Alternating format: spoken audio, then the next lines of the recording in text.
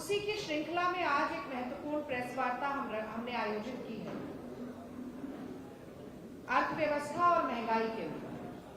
तो अपनी बात में शुरू करना चाहती हूं ये कहकर कि मध्य प्रदेश में महंगाई की मार है, 29,000 घोषणाओं की बौछार है, प्रदेश पर 4,22,000 करोड़ का उधार है, निवेश का बंटाधार है, नौजवान बेरोजगार है, महिलाओं की अस्मिता तार तार है, किसान आत्महत्या करने को लाचार है, पेट्रोल डीजल 100 के पार है, सिलेंडर में गैस भरवाना दुश्वार है।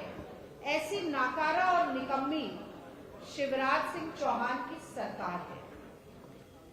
अर्थव्यवस्था पर, महंगाई पर और इससे पड़ रही दोहरी मार पर जो मध्य प्रदेश के हर निवासी के पेट पर लात मारने का काम कर रही है, आज एक विस्तृत वक्तव्य देने के लिए, कांग्रेस पार्टी का मत रखने के लिए और हमारे वचन पत्र में इस बदहाली को सुधारने के लिए क्या क्या प्रावधान है, इन पर रोशनी डालने के लिए दिल्ली से हमारे बीच आई हैं मेरी बहुत अच्छी मित्र, ऐसी प्रखर मुखर वक्ता जो विरोधियों की लगातार धुलाई करते हुए छक्के छुड़ाने का काम करती हैं। बौद्धिक रूप से जितनी प्रखर हैं, उतनी ही अपने वक्तव्यों में मुखर भी हैं। सोशल मीडिया की मुखिया, भारतीय राष्ट्रीय कांग्रेस के सोशल मीडिया डिपार्टमेंट की चेयरपर्सन आदरणीय सुप्रिया श्रीनेत अब आप सभी लोगों को संबोधित करेंगी। पहले उनका वक्तव्य, उसके बाद वो सारे प्रश्न। लक्ष्मण जी, धन्यवाद रागिनी जी। आप सब लोगों को मेरा सादर प्रणाम। और मां दुर्गा का नवरात्र का पर्व है, तो मध्य प्रदेश के भविष्य की उज्जवल कामना करते हैं और साथ ही ये आशा करते हैं कि आने वाला कल आज से बेहतर होगा। और जैसा कि रागिनी जी ने कहा, मैं मुख्य तौर पर अर्थव्यवस्था पर केंद्रित रखूंगी अपना वक्तव्य और उसके बाद आपके सवाल लूंगी। मुझे लगता है रागिनी जी ने बहुत अच्छी एक एलिटरेशन ऑलरेडी कर दिया है, लेकिन 18 साल की शिवराज सिंह चौहान जी की सरकार में अर्थव्यवस्था का बदहाल होना, 40 लाख से ज्यादा युवाओं का बेरोजगार होना, महंगाई से बुरा हाल होना और उस सब पर सबसे बुरा है कर्ज का लगातार बढ़ जाना। तो बात हम शुरू करते हैं। मैं अपने पीछे बैठे साथियों से विनम्र निवेदन करूंगी कि अगर आप अपनी वाणी को थोड़ा सा विराम दें तो मेरी वाणी थोड़ी प्रखर हो जाएगी। हाथ जोड़कर करबद्ध निवेदन करती हूं, आप लोग थोड़ी देर के लिए अपनी वाणी को विराम दे दीजिए। धन्यवाद। सबसे पहले कर्जे की बात करते हैं और थोड़ा सा उल्लेख रागिनी जी ने किया उसका। आज मध्य प्रदेश में 4 लाख करोड़ से ज्यादा का कर्ज है और 20,000 करोड़ रुपए तो राज्य सरकार इस पर ब्याज दे रही है। और कर्ज की यह स्थिति है कि आज भी इस समय अगर एक नवजात शिशु पैदा हो रहा है तो उसके सर पर 40,000 रुपए का कर्ज है। और ये कर्ज लगातार बढ़ता गया और पिछले 2 सालों में करीब 1 लाख करोड़ रुपए का कर्ज लिया गया। तो सबसे पहला कर्ज के बोझ के तले मध्य प्रदेश की जनता को दबाने का काम शिवराज सिंह चौहान जी की सरकार ने किया। लेकिन उसी से एक बात उजागर होती है, सरकार कर्जे क्यों लेती है? सरकार कर्जे लेती है कल कारखाने बनाने के लिए, निवेश करने के लिए, नौकरियों का सृजन करने के लिए। यहां पर कर्जे लिए गए एक के बाद एक घोटाले और भ्रष्टाचार करने के लिए, क्योंकि असलियत यह है कि कर्ज बढ़ता गया, निवेश हुआ नहीं, रोजगार बना नहीं और आमदनी लगातार औसत व्यक्ति की भी और सरकार की भी घटती रही। और ये मेरा दूसरा पॉइंट है यहां पर कि आमदनी अठन्नी और खर्चा रुपया के चलते आपने अपनी आमदनी नहीं बढ़ाई, क्योंकि आपने कल कारखाने नहीं लगाए, कोई इंडस्ट्री नहीं लगाई, कोई बड़े उद्योग घरानों को यहां पे इन्वेस्ट नहीं कराया, जिसके चलते आपकी आमदनी जस की तस रही, आपने खर्चा बढ़ाया और जो उनका अंतर होता है, जो वित्तीय घाटा होता है, वो तिगुना हो गया महज 3 साल में। 18,000 करोड़ रुपए होता था वित्तीय वर्ष 2021 में, आज की तारीख में वो 54,000 करोड़ रुपए क्रॉस कर गया। तो कर्ज भी बढ़ाया और घाटा भी बढ़ाया, क्योंकि आमदनी आपकी जस की तस रही, आपने उसके बारे में कुछ नहीं किया।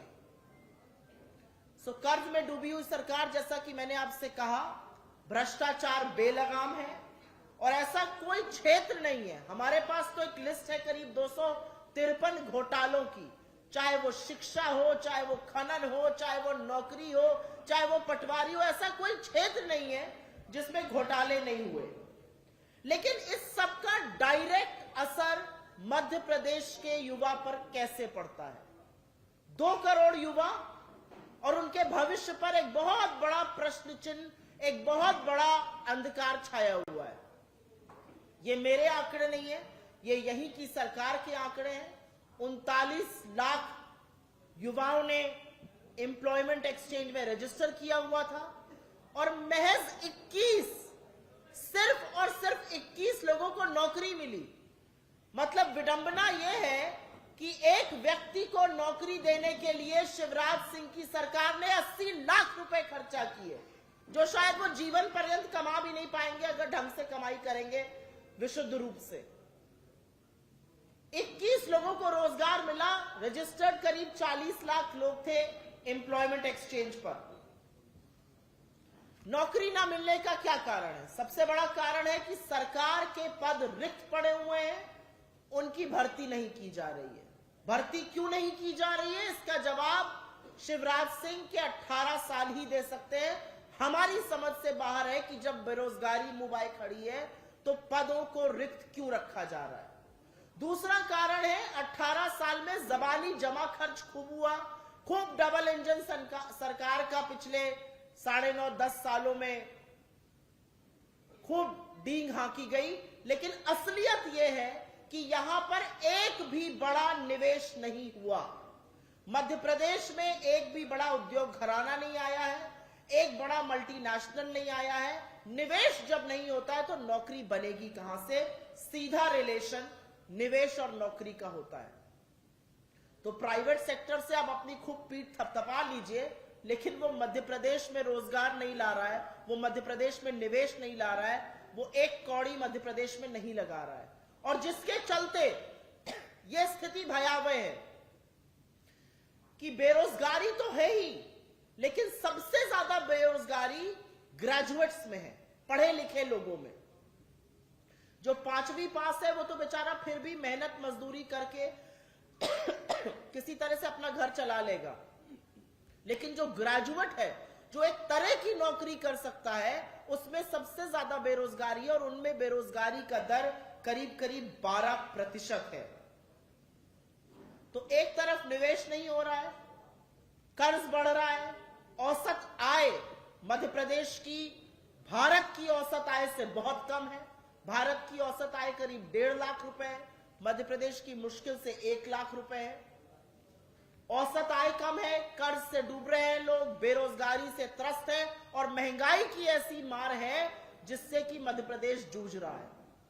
और सरकार ने ऐसा कोई काम नहीं किया है जिससे महंगाई की मार कम हो सके। हमारी सरकारें कर्नाटका में भी है, हमारी सरकारें राजस्थान में भी है, और अभी मैं उसके बारे में 2 मिनट में बात करूंगी। उन्होंने महंगाई से राहत दिलाने के लिए बहुत काम किया है। एक कारण इन सब चीजों का नतीजा मान लीजिए या इन सब चीजों का कारण मान लीजिए, वो है शिक्षा की अवमानना। मध्य प्रदेश में जब मैं आंकड़े देख रही थी कल, तो मैं चौंक गई कि 1/3, मात्र 1/3 महिलाएं मध्य प्रदेश में 10 साल तक स्कूल गई हैं, उसके बाद स्कूल ही नहीं गई हैं। 1/3 मतलब आधी आबादी भी पढ़ नहीं रही है यहां पर। और इसीलिए जो कांग्रेस ने वादा किया है कि हम निःशुल्क शिक्षा की बात कर रहे हैं और हम ये कह रहे हैं कि 1 से 8वीं तक हम बच्चों को 500 रुपए प्रति माह देंगे, 9वीं और 10वीं के बच्चों को 1000 रुपए प्रति माह देंगे और 11वीं और 12वीं के बच्चों को 1500 रुपए प्रति माह देंगे। उसका कारण यह है कि आप इंसेंटिवाइज करिए, आप उनको किसी न किसी तरह से कक्षा में रोके रहिए, उनको पढ़ने लिखने का अवसर दीजिए, क्योंकि शिक्षा के तौर पर मध्य प्रदेश भारत में एवरेज औसतन नीति आयोग के इंडेक्स में भी नीचे है। और इन सब के चलते, चाहे वो नीति आयोग का हेल्थ इंडेक्स हो, चाहे फिर स्कूल एजुकेशनल क्वालिटी हो, चाहे सोशल डेवलपमेंट मानक हो, मध्य प्रदेश देश के औसतन इन सब मानकों से नीचे है और अपने आसपास के राज्यों से तो बहुत ही नीचे है। तो जैसा कि मैंने कहा, कांग्रेस की सरकार बनेगी। हमने किसानों से वादा किया है गेहूं और धान की ज्यादा कीमतों पर खरीद का। हमने युवाओं से वादा किया है कि एक कैलेंडर के तहत हम जॉब्स कैलेंडर बनाएंगे, जो रिक्त पद है वो भरे जाएंगे। हमने विद्यार्थियों से वादा किया है कि किसी ना किसी तरह से, चाहे उनको इंसेंटिवाइज ही करना पड़े, वो करके उनको रोके रहेंगे क्लासेस में, और निःशुल्क शिक्षा की बात कर रहे हैं। नारी शक्ति के लिए हम 500 रुपए के सिलेंडर की बात कर रहे हैं और 1500 रुपए प्रति महीने की बात कर रहे हैं। और बिटिया रानी योजना से हम अबोध बालिकाओं को किसी ना किसी तरह से सशक्त बनाने की बात कर रहे हैं। पलटकर कोई ये कह सकता है कि क्या ये मुमकिन है? यही नहीं, इससे ज्यादा मुमकिन है। और इसलिए मुमकिन है क्योंकि हम सब ने ये करके अपनी सरकारों में दिखाया है। आज राजस्थान एक राज्य है जहां पर 500 रुपए में गैस सिलेंडर बिक रहा है। आज कर्नाटका एक राज्य है जहां पर हमने बस सेवा मुफ्त की और महिलाओं के खाते में पैसा डाला। तो ये कांग्रेस के वादे हैं, ये किसी के जुमले नहीं है। हमने इस पर कैलकुलेशन किया है, ये कैसे हो सकता है, अर्थव्यवस्था कैसे सुधर सकती है, निवेश कैसे आ सकता है और रोजगार कैसे बन सकता है। 18 साल के जंगल राज के बाद मध्य प्रदेश बदलाव के लिए तैयार है। ये बदलाव प्रचंड होगा, जिससे कि डाका अब कभी दोबारा से सरकारों पर, मताधिकारों पर और जनमत पर ना पड़ सके। बहुत बहुत धन्यवाद। आपके सवालों का स्वागत करती हूँ। अगर पहले अर्थव्यवस्था पे सवाल पूछ लें तो अनुग्रहित रहूंगी।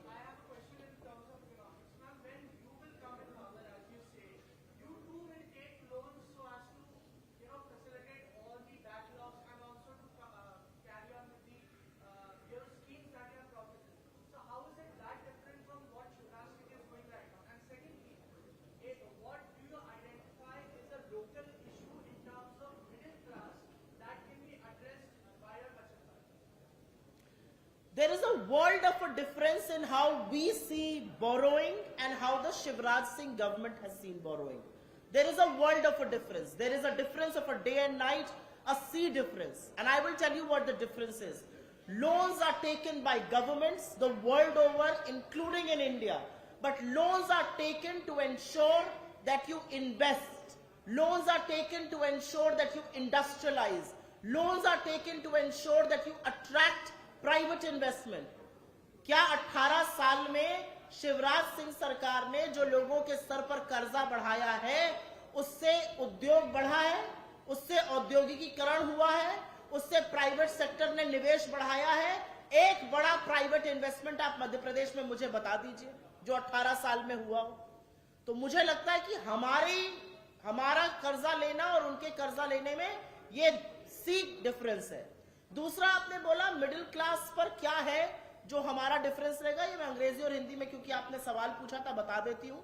आई think the middle class of this country is reeling under high prices and unemployment, and those are the pandemics of our times and they have to be resolved. So when we talk about 500 rupees a gas cylinder, or when we talk about 1500 rupees in a woman's account, it means you are giving her disposable income to invest in education, to invest in her own health, to invest in the future of her family. Whatever little disposable income that will be. आपने मुझसे पूछा middle class के लिए। Middle class महंगाई और बेरोजगारी से त्रस्त है, और जब 500 सिलेंडर की हम बात करते हैं या 1500 महिला के खाते में बात करते हैं, तो कहीं ना कहीं वो उस महिला को ये चॉइस देगा कि वो अपनी शिक्षा में, अपने स्वास्थ्य में, अपने परिवार की भलाई में उस पैसे को लगा सके। हमने जब कर्नाटका में फ्री बस सेवा करी तो लोगों ने नाक मुंह बहुत सिकोड़ा, लेकिन आज की तारीख में महिलाओं के हाथ में 2 से 2,500 रुपए हर महीने बच रहे हैं, जिसको वो अपने ऊपर, अपने स्वास्थ्य, अपनी शिक्षा के ऊपर, अपने परिवार के हित के लिए खर्चा कर रही है। पहले मैं अर्थव्यवस्था पर ले लूं, फिर मैं आपसे सवाल लूंगी। पहला सवाल आपसे लूंगी। सर बैठ जाइए, कैमरे के सामने आप खड़े। जी,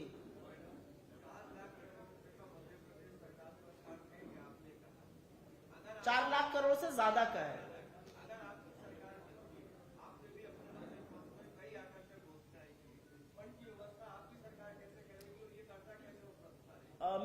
मुझे लगता है मैंने सवाल का जवाब दे दिया है। मुझे लगता है कि कर्जा लेना एक चीज है, और कर्जा आप भ्रष्टाचार और घोटालों में निवेश कर रहे हैं या उद्योग, नौकरी, व्यवसाय उनको बनाने में निवेश कर रहे हैं। यहां की सरकार ने वो नहीं किया है 18 साल में। अगर किया होता तो यहां का परिवेश बिल्कुल डिफरेंट होता। अगर किया होता तो 40 लाख रजिस्टर्ड लोगों में से 21 लोगों को नौकरी नहीं मिलती, और 2 लाख करोड़, 2 लाख पद खाली हैं, 2 लाख पद खाली नहीं रहते। तो मुझे ऐसा लगता है कर्जा लेना और उसके साथ आप क्या कर रहे हैं वो 2 अलग बातें। मैंने इसका जवाब दिया। जी, दोनों में सरकार की मंशा है ही नहीं कि यहाँ पे युवाओं के लिए कोई रोजगार बने। सरकार की मंशा है ही नहीं यहाँ पर कि यहाँ पर दलितों को, पिछड़ों को, आदिवासियों को मौका मिले। सरकार की मंशा मुझे दिखती ही नहीं है कि मध्य प्रदेश का युवा पलायन न करे। कैसे रोकेंगे आप मध्य प्रदेश के युवा को? क्या व्यवसाय है यहाँ पर? असलियत यह है कि एक भी प्राइवेट सेक्टर का व्यक्ति यहाँ पर आकर निवेश नहीं करना चाह रहा है। तो ये मंशा और रणनीति दोनों में गड़बड़ दिखाता है।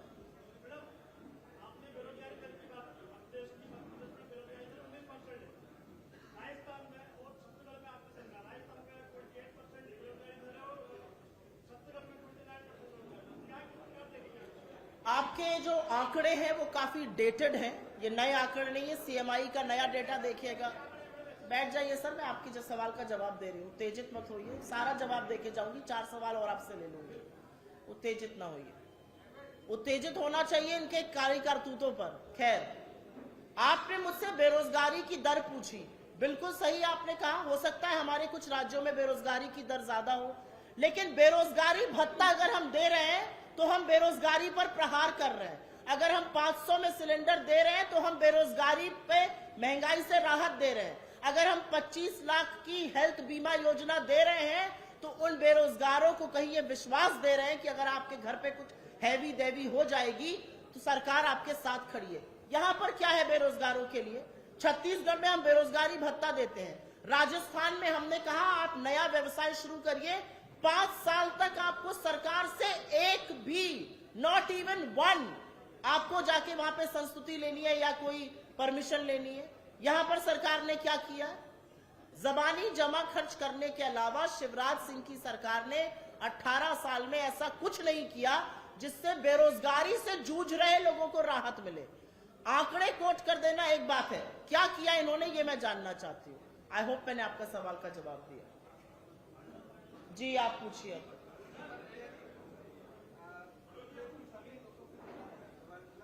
हाँ, थोड़ा जोर से बोलो।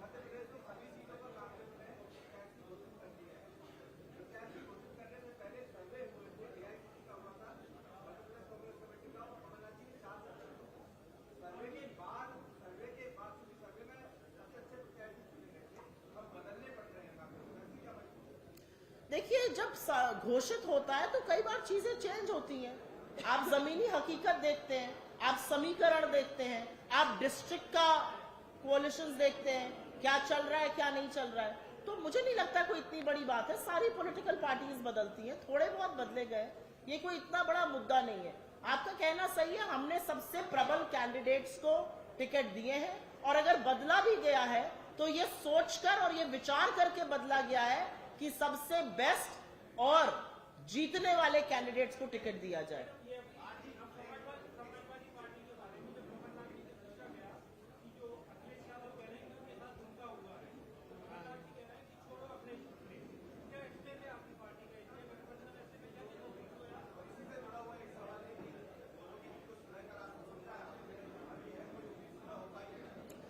मुझे ऐसा लगता है कि जो इंडिया गठबंधन है उसमें हम सब एक साथ हैं। उनका रुष्ट होना अपनी जगह है, वो थोड़े नाराज हैं, परिवार के लोग नाराज हो जाते हैं, हम उनको मना लेंगे। लेकिन हर बार गठबंधन पे सवाल, हर बार आगे क्या होगा पर सवाल उठा देना, मुझे लगता है थोड़ी राजनीतिक अनिभिज्ञता है। हमारी पार्टी के बहुत सारे लोग हैं जो उनसे टच में हैं और जरूर हम कोई समाधान निकालेंगे। एक यहाँ से ले लें। हाँ, बोलिए बोलिए।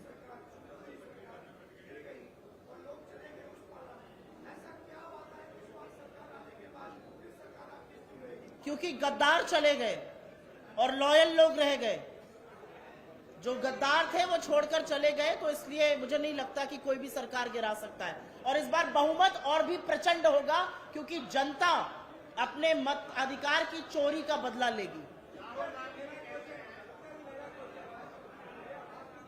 अगर मेरे मीडिया के साथी पीछे थोड़ी सी कम आवाज करें तो मुझे आगे के सवाल सुनाई देंगे। आपसे अनुरोध है जी।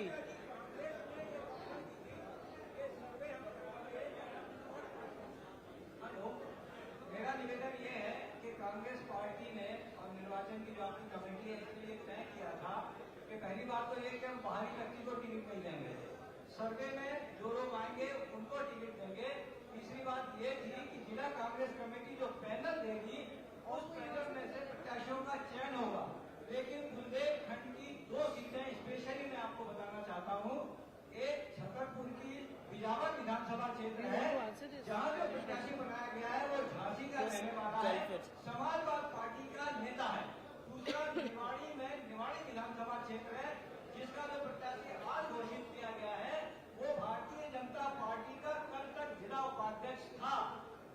उसका कोई सवाल क्या है आपका? वो आपने उसको प्रत्याशी घोषित किया। आपका सवाल क्या है? ये 2 प्रत्याशी घोषित किए गए, इनका कांग्रेस से कोई लेना देना नहीं है। आपका सवाल हो गया। सवाल क्या है? सवाल क्या है? कांग्रेस कहती है बाहरी व्यक्ति को टिकट नहीं देंगे।